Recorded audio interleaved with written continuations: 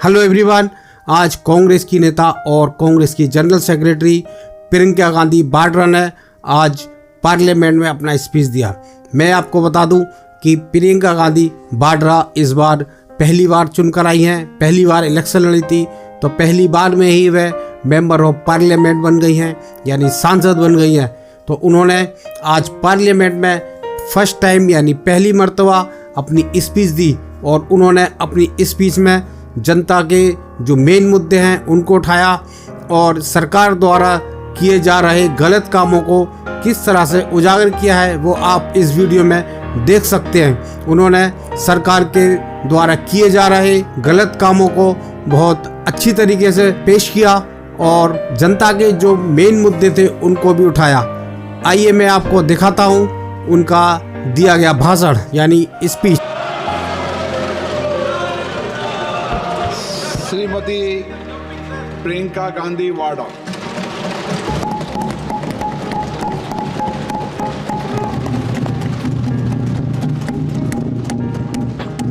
नमस्कार माननीय अध्यक्ष महोदय जी, आज आपने मुझे इस सभा में बोलने का मौका दिया, इसके लिए मैं आपकी बहुत बहुत आभारी हूँ। सबसे पहले जो सुरक्षाकर्मी, जो जवान अफसर 13 दिसंबर को संसद की सुरक्षा के लिए शहीद हुए, उनके प्रति मैं श्रद्धांजलि व्यक्त करना चाहती हूँ। महोदय, हजारों साल पुरानी हमारी देश की धर्म की एक पुरानी परंपरा रही है। ये परंपरा संवाद, चर्चा की रही है। एक गौरवशाली परंपरा है जो दर्शन ग्रंथों में, वेदों में, उपनिषदों में दिखती है। वाद विवाद और संवाद की हमारी पुरानी संस्कृति है। अलग अलग धर्मों में भी, इस्लाम में, सूफियों में, बौद्ध धर्म में, जैन धर्म में, सिख धर्म में भी ये वाद संवाद, ये चर्चा बहस, इसकी संस्कृति रही है। इसी परंपरा से उभरा हमारा स्वतंत्रता संग्राम। हमारा स्वतंत्रता संग्राम विश्व में एक अनोखा संग्राम था, एक अनोखी लड़ाई थी जो अहिंसा और सत्य पर आधारित थी। ये वाद संवाद की जो परंपरा है, इसको इस संग्राम ने आगे कैसे बढ़ाया? क्योंकि ये जो संग्राम था, ये जो लड़ाई थी हमारी आज़ादी के लिए, एक बेहद लोकतांत्रिक लड़ाई थी। इसमें देश के किसान, देश के जवान, देश के मजदूर, देश के अधिवक्ता, देश के बुद्धिजीवी, चाहे किसी भी जाति के हो, चाहे किसी भी धर्म के हो, चाहे किसी भी भाषा को बोलते हो, सब इस स्वतंत्रता संग्राम में शामिल हुए। सब ने हमारे देश की आज़ादी की लड़ाई लड़ी।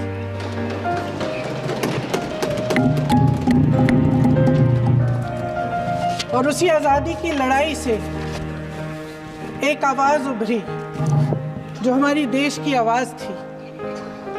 वो आवाज़ ही आज हमारा संविधान है। साहस की आवाज़ थी, हमारी आज़ादी की आवाज़ थी और उसी की गूंज ने हमारे संविधान को लिखा और बनाया। ये सिर्फ एक दस्तावेज नहीं है। बाबा साहेब अम्बेडकर, मौलाना आज़ाद जी, राजगोपालाचारी जी और जवाहरलाल नेहरू जी और उस समय के तमाम नेता, जैसे आपने कहा, इस संविधान को बनाने की जो कार्य में सालों के लिए जुटे रहे। हमारा संविधान इंसाफ, उम्मीद, अभिव्यक्ति और आकांक्षा की वो ज्योत है जो हर हिंदुस्तानी के दिल में जलती है। अध्यक्ष महोदय, इस ज्योत ने हर एक भारतीय को ये पहचानने की शक्ति दी कि उसे न्याय मिलने का अधिकार है, कि उसमें अपने अधिकारों के लिए आवाज उठाने की क्षमता है, कि जब वो आवाज उठाएगा तो सत्ता को उसके सामने झुकना पड़ेगा। इस संविधान ने हर एक देशवासी को ये अधिकार दिया कि वो सरकार बना भी सकता है और सरकार बदल भी सकता है। ये ज्योत जो हर हिंदुस्तानी के दिल में जलती है, उसने हर हिंदुस्तानी को ये विश्वास दिया कि देश की संपत्ति में, देश की दौलत में, संसाधनों में उसका भी हिस्सा है, कि उसे एक सुरक्षित भविष्य की उम्मीद का अधिकार है, कि देश बनाने में भी उसकी भागीदारी है। उम्मीद और आशा की ये ज्योत मैंने देश के कोने कोने में खुद देखी है। उन्नाव में मैं एक रेप पीड़िता के घर गई, उसे जलाकर मार डाला था। वो शायद 20-21 साल की होगी। हम सबके बच्चे हैं। हम सोच सकते हैं कि अगर हमारी बेटी के साथ बार बार बलात्कार हुआ और फिर जब वो अपनी लड़ाई लड़ने के लिए गई तो उसको जलाकर मार डाला गया होता तो हम पर क्या बीतती। मैं उस बच्ची के पिता से मिली। उसके खेत जलाए गए थे, उसके भाइयों को पीटा गया था, उसके पिता को बाहर से घर के बाहर घसीट कर मारा गया था।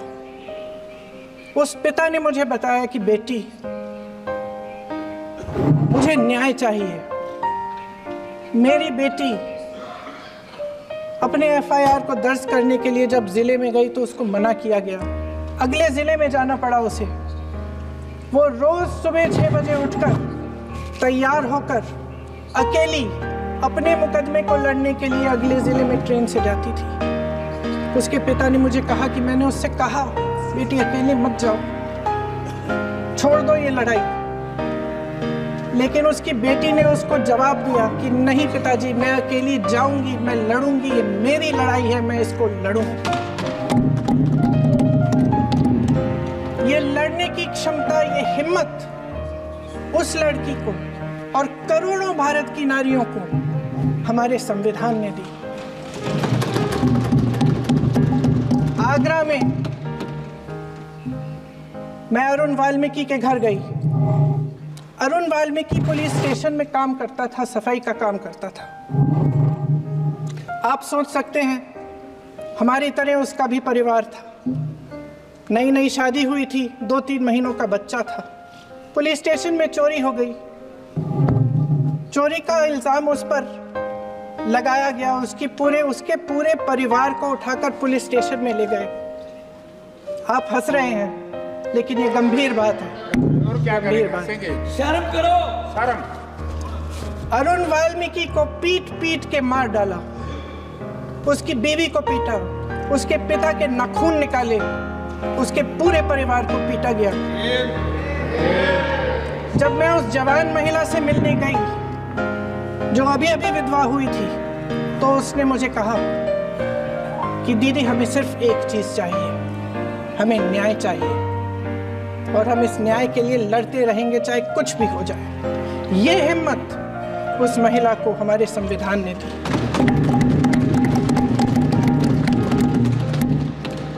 संभल के कुछ लोग आए थे हमसे मिलने जो मृतकों के परिवार के सदस्य थे। उसमें 2 बच्चे थे, अदनान और उजैर। अब सुनिए। उसमें 2 बच्चे थे, अदनान और उजैर। एक बच्चा मेरे बच्चे की उम्र का है, दूसरा उससे छोटा 17 साल का है। दर्जी के बेटे थे। दर्जी का एक ही सपना था कि वो अपने बेटों को पढ़ाएगा, लिखाएगा। एक बेटा डॉक्टर बनेगा, एक बेटा भी सफल होगा दूसरा बेटा भी अपने जीवन में सफल होगा। उनके पिताजी हर रोज उनको स्कूल छोड़ते थे। उस दिन भी स्कूल छोड़ने के बाद अपनी दुकान में चले गए। उन्हें पता नहीं था कि विवाद हो रहा है। उन्होंने भीड़ देखी, घर आने की कोशिश की तो पुलिस ने गोली से मार डाला। वो 17 साल का बच्चा अदनान मुझसे कहता है, वो 17 साल का बच्चा अदनान मुझसे कहता है कि मैं बड़ा होकर डॉक्टर बन के दिखाऊंगा, मैं अपने पिता का सपना साकार करूंगा। ये सपना, ये आशा उसके दिल में हमारे संविधान ने डाली। अध्यक्ष महोदय, हमारे देश के करोड़ों देशवासियों के संघर्ष में, अपने अधिकारों की पहचान में, इनकी कठिन से कठिन परिस्थितियों से लड़ने की अपार हिम्मत में और देश से न्याय की अपेक्षा में हमारे संविधान की ज्योत जल रही है। मैंने हमारे संविधान की ज्योत को जलते हुए देखा है और इसके साथ साथ ये भी समझा है कि हमारा संविधान एक सुरक्षा कवच है, एक ऐसा सुरक्षा कवच है जो देशवासियों को सुरक्षित रखता है, न्याय का कवच है, एकता का कवच है और अभिव्यक्ति की आज़ादी का कवच है। दुख की बात यह है कि मेरे सत्ता पक्ष के साथी जो बहुत बड़ी बड़ी बातें करते हैं, इन्होंने इन 10 सालों में यह सुरक्षा कवच, सत्ता पक्ष के मेरे साथियों ने ये सुरक्षा कवच तोड़ने का पूरा प्रयास किया है। संविधान में सामाजिक, आर्थिक और राजनीतिक न्याय का वादा है। ये वादा एक सुरक्षा कवच है जिसको तोड़ने का काम शुरू हो चुका है। लैटरल एंट्री और निजीकरण के जरिए ये सरकार आरक्षण को कमजोर करने का काम कर रही है। अगर लोकसभा में ये नतीजे नहीं आए होते तो ये संविधान बदलने का काम भी शुरू कर लेते। सच्चाई ये है अध्यक्ष महोदय कि आज संविधान बार बार इसलिए कह रहे हैं क्योंकि इस चुनाव में इनको पता चल गया कि इस देश की जनता ही इस संविधान को सुरक्षित रखेगी, कि इस चुनाव में हारते हारते जीतने से इन्हें एहसास हुआ कि ये संविधान बदलने की बात इस देश में नहीं चलेगी। आज जनता की मांग है कि जाति जनगणना हो। सत्ता पक्ष के मेरे साथी ने इसका जिक्र किया। ये जिक्र भी आज इसलिए हो रहा है क्योंकि चुनाव में ये नतीजे आए। ये जाति जनगणना इसलिए जरूरी है ताकि हमें पता चले कि किसकी क्या स्थिति है और नीतियां उस हिसाब से बने।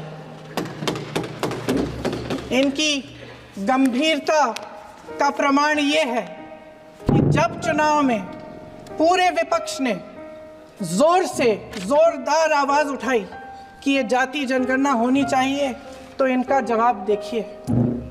इनका जवाब भैंस भाग भैंस चुरा लेंगे, मंगलसूत्र चुरा लेंगे, इनका ये जवाब था। ये गंभीरता है इनकी जाति जनगणना पर। महोदय, हमारे संविधान ने आर्थिक न्याय की नींव डाली, किसानों, गरीबों और को जमीन बांटी, भूमि सुधार किया, जिसका नाम लेने से कभी कभी आप झिझकते हैं और कभी कभी उनका नाम धड़ाधड़ इस्तेमाल किया जाता है अपने आप को बचाने के लिए। उन्होंने HAL, BHEL, SAL, GAIL, ONGC, NTPC, railways, IIT, IIM, oil refineries, तमाम PSU बनाए।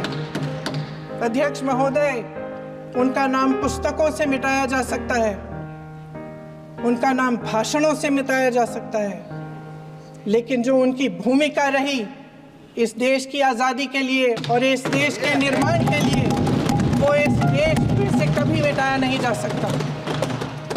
75 सालों में जनता का भरोसा रहा कि नीतियां बनेंगी तो जनता की भलाई के लिए बनेंगी। जल जंगल जमीन का अधिकार मिला आदिवासी भाई बहनों को। इंदिरा जी ने बैंकों का राष्ट्रीयकरण करवाया खदानों का राष्ट्रीयकरण कराया। कांग्रेस और यूपीए की सरकारों में शिक्षा का, भोजन का अधिकार मिला। 75 सालों में जनता का भरोसा मिला। पहले संसद चलती थी तो जनता की उम्मीद होती थी कि सरकार महंगाई और बेरोजगारी पर चर्चा करेगी, कोई उपाय निकालेगी, कोई रास्ता निकालेगी। लोग मानते थे कि अगर कोई नई आर्थिक नीति बनेगी तो देश की अर्थव्यवस्था को मजबूत बनाने के लिए बनेगी, तो भारतीय बाजार को मजबूत बनाने के लिए बनेगी, उनके भविष्य को मजबूत बनाने के लिए बनेगी। किसान और आदिवासी भाई बहन भरोसा करते थे कि यदि जमीन के कानून में संशोधन होगा तो उन्हीं की भलाई के लिए होगा। आप नारी शक्ति की बात करते हैं। आज चुनाव की वजह से शायद इतनी बातचीत हो रही है नारी शक्ति के बारे में, क्योंकि हमारे संविधान ने महिलाओं को यह अधिकार दिया, उनकी शक्ति को परिवर्तित किया वोट में। और आज आपको पहचानना पड़ रहा है कि महिलाओं के बिना, कि नारी शक्ति के बिना ये सरकारें नहीं बन सकती हैं। इसीलिए आज आप नारी शक्ति की बातें दोहरा रहे हैं।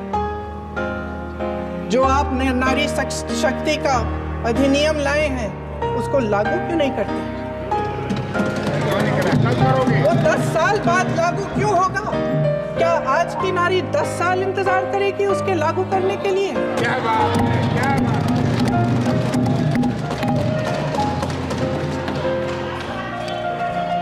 आज संसद में बैठे हुए सत्ता पक्ष के मेरे साथी ज्यादा से ज्यादा अतीत की बातें करते हैं। 1921 में क्या हुआ, कब हुआ, नेहरू जी ने क्या किया। अरे वर्तमान की बात करिए, देश को बताइए आप क्या कर रहे हैं, आपकी जिम्मेदारी क्या है? कि सारी जिम्मेदारी जवाहरलाल नेहरू की है। अध्यक्ष महोदय जी, ये सरकार आर्थिक न्याय का सुरक्षा कवच तोड़ रही है। आज संसद में बैठी ये सरकार बेरोजगारी और महंगाई से जूझ रही हमारी जनता को क्या राहत दे रही है। कृषि के कानून भी बड़े बड़े उद्योगपतियों के लिए बन रहे हैं। सही एमएसपी को छोड़िए, डीएपी तक नहीं मिल रहा है।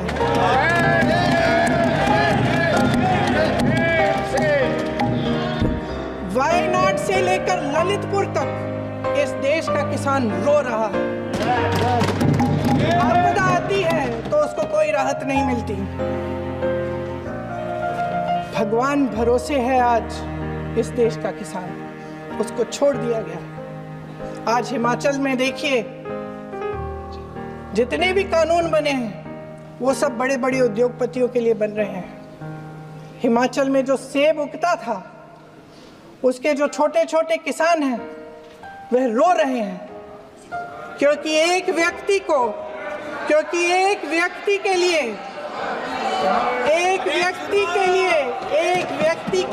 सब कुछ बदला जा रहा है। सुनने की हिम्मत रखो।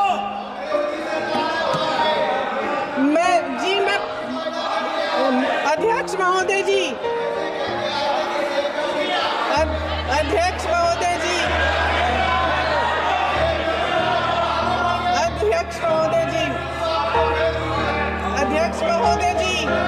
अडानी जी को सारे कोल्ड स्टोरेज प्रदेश की सरकार ने नहीं दिए। अडानी जी को सारे कोल्ड स्टोरेज आपकी सरकार ने दिए। देश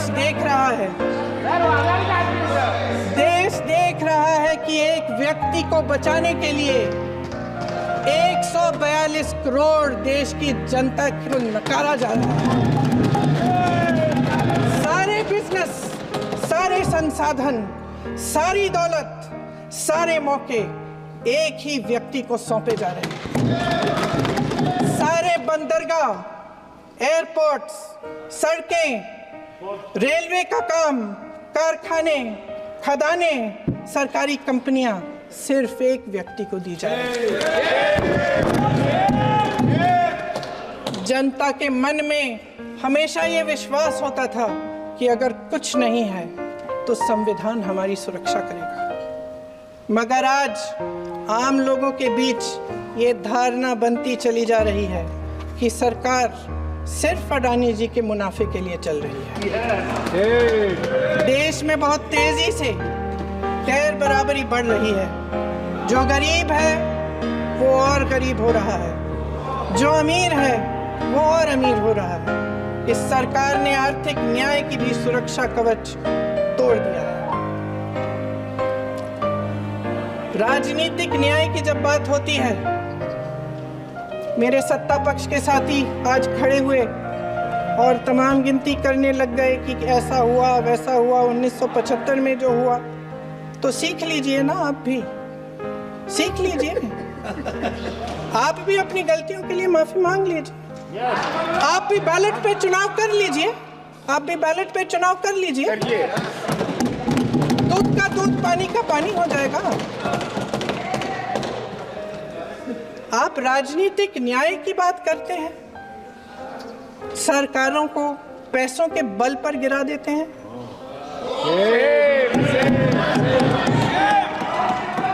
मेरा आग्रह है कि अपन संविधान में सकारात्मक बोले।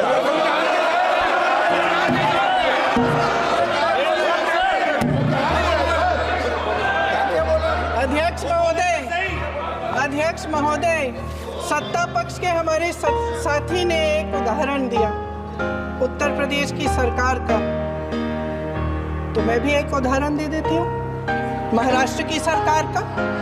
मैं भी एक उदाहरण दे देती हूँ हिमाचल की सरकार को तोड़ने की कोशिश किसने की, पैसों के बल पे की, गोवा की सरकार। तमाम उदाहरण राजस्थान की। क्या ये सरकारें जनता ने नहीं चुनी थी? क्या संविधान इन पर लागू नहीं था? पूरी देश की जनता जानती है कि इनका हंसती है, जानती है कि इनके यहाँ तो वॉशिंग मशीन है।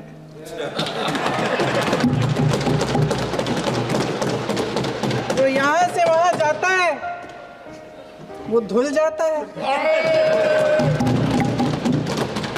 इस तरफ दाग, उस तरफ स्वच्छता। और मेरे कई ऐसे साथी हैं जो इस तरफ होते थे उस तरफ चले गए, मुझे दिख भी रहे हैं, वॉशिंग मशीन में शायद धुल गए हैं। अध्यक्ष महोदय, जहां भाईचारा और अपनापन होता था, जहां हमारे संविधान ने एकता का सुरक्षा कवच दिया था, वहां शक और घृणा के बीज बोए जा रहे हैं। एकता का सुरक्षा कवच तोड़ा जा रहा है। प्रधानमंत्री जी यहाँ सदन में संविधान की किताब को यूं माथे से लगाते हैं, लेकिन संभल में, हाथरस में, मणिपुर में जब न्याय की गुहार आती है, उठती है, तो उनके माथे पे शिकन तक नहीं आता।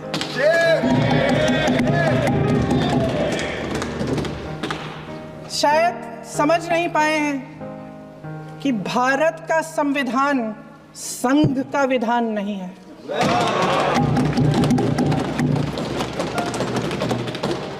भारत के संविधान ने हमें एकता दी, हमें आपसी प्रेम दिया। उस मोहब्बत की दुकान जिस पर आपको हंसी आती है, उसके साथ करोड़ों देशवासी चले। करोड़ों देशवासियों के दिल में एक दूसरे के लिए प्रेम है, घृणा नहीं है।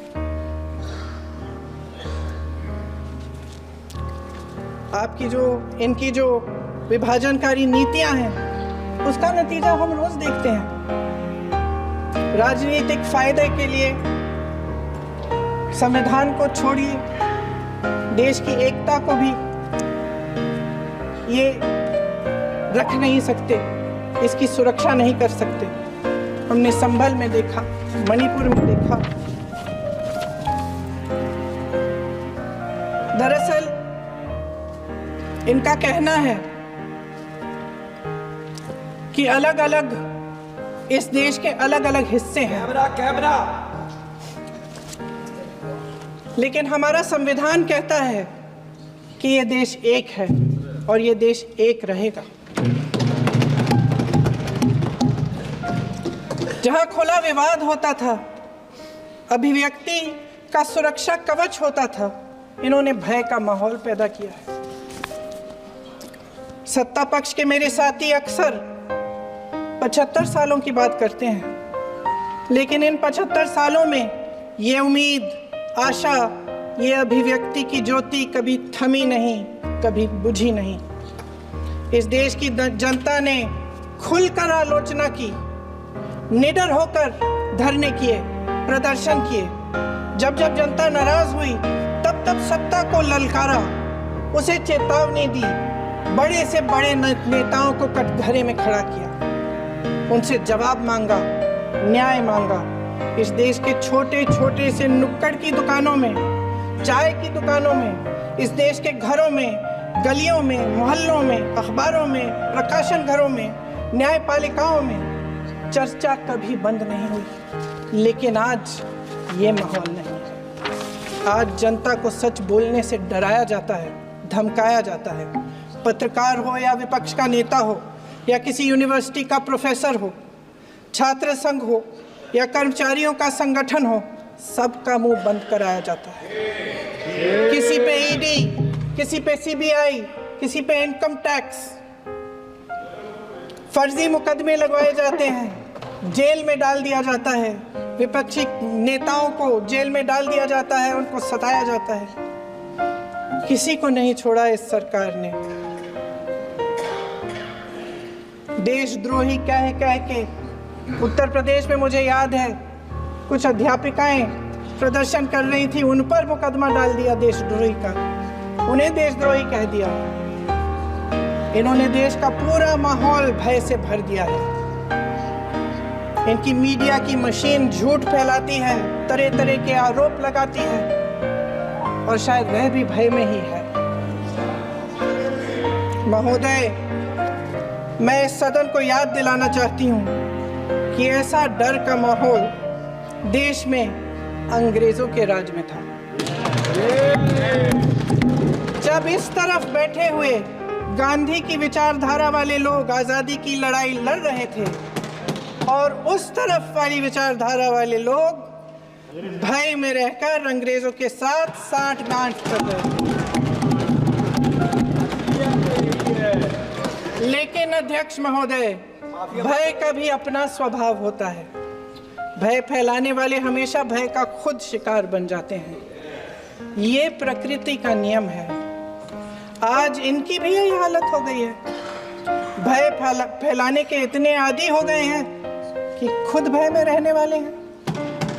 चर्चा से डरते हैं, आलोचना से घबराते हैं। कई दिनों से हम मांग रहे हैं कि चर्चा करिए, लेकिन चर्चा करने की हिम्मत ही नहीं है।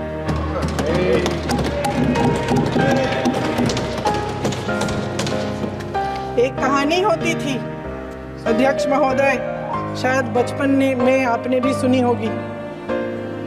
राजा भेष बदलकर बाजार में आलोचना सुनने जाता था। ये सुनने जाता था कि प्रजा मेरे बारे में क्या कह रही है, मैं सही रास्ते पे चल रहा हूं कि नहीं। लेकिन आज का राजा, भेष तो बदलते हैं आज के राजा, शौक तो है उनको भेष बदलने का, लेकिन न जनता के बीच जाने की हिम्मत है और ना आलोचना सुनने की। महोदय, मैं तो सदन में नहीं हूं।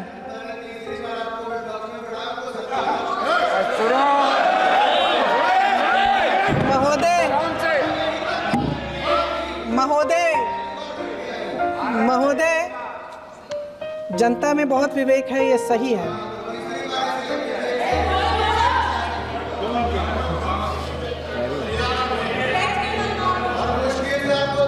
अच्छा महोदय, मैं सदन में नहीं हूँ, कुछ हाँ ठीक है, मैं सदन में नहीं हूँ, मात्र 15 दिनों से आ रही हूँ।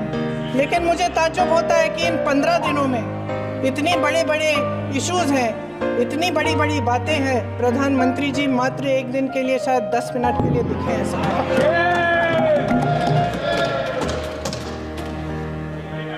बात यह है अध्यक्ष महोदय जी कि ये देश भय से नहीं, साहस और संघर्ष से बना है। इसको बनाने वाले देश के किसान, जवान, देश के करोड़ों मजदूर और गरीब जनता है। संविधान इनको साहस देता है। मेहनती मिडिल क्लास है और इस देश के जो करोड़ों देशवासी हैं जो रोजाना भयंकर परिस्थितियों का सामना करते हैं, उनको साहस देता है। वायनाड में जो आपदा आई उसमें एक छोटा लड़का था 17 साल का। 6 घंटों के लिए उसने अपनी माँ को बचाने की कोशिश की। 6 घंटों के लिए आप सोच सकते हैं कि अगर नदी की धारा बह रही है, नाराज है, आप अपनी माँ को पकड़े हो, 6 घंटों के लिए पकड़े रखते हो कि मेरी माँ बच जाएगी और अंत में वो माँ भी बह जाती है। उस लड़के का साहस, उन महिलाओं का साहस जो पीड़ित हैं लेकिन फिर भी अपनी लड़ाई लड़ रहे हैं, उन संभल के बच्चों का साहस जिनके पिताजी अभी अभी गुजर गए लेकिन फिर भी उनके सपनों को साकार करने की हिम्मत है, उनका साहस है। उस साहस से संविधान ने दिया है।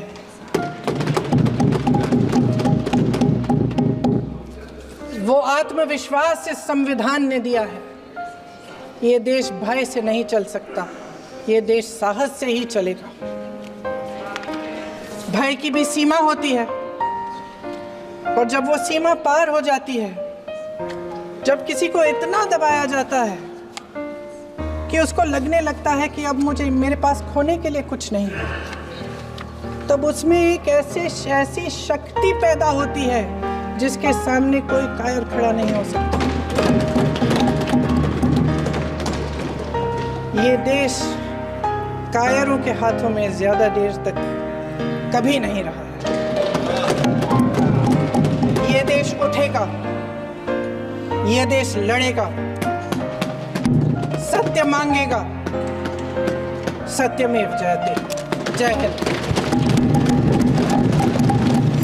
दोस्तों, इस वीडियो में मैंने आपको बताया कि प्रियंका गांधी ने किस तरह से भाषण दिया और क्या क्या कहा। आपको मेरा वीडियो पसंद आया होगा। अगर आपको मेरा वीडियो पसंद आया तो मेरे चैनल टेक्सेल बाय फरजंद अली को जरूर सब्सक्राइब कीजिएगा। Thanks for watching this video.